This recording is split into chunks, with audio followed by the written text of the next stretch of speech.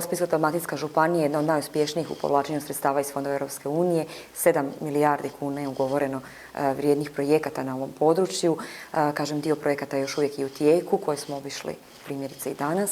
I ono što svakako možemo najaviti da novine koje uvodimo u procesu programiranja za razdoblje 2021-2027 će zasigurno osigurati još veći investicijski val na ovome području, a posebno vodeći računa i o potpomognutim područjima i o brdsko-planinskim područjima i naravno o našim otocima. Razgovori su bili naravno i još će se intenzivirati vezano za novu operativni program 21-27, poglavito na području Splitsko-dalmatinske županije.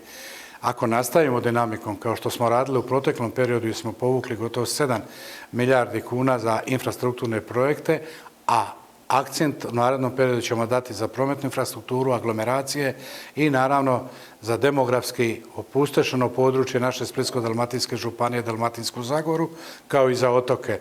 Našli smo zajednički jezik, dogovorili još tješnju suradnju u realizaciji i pripremi projektnih aktivnosti za taj novi operativni program.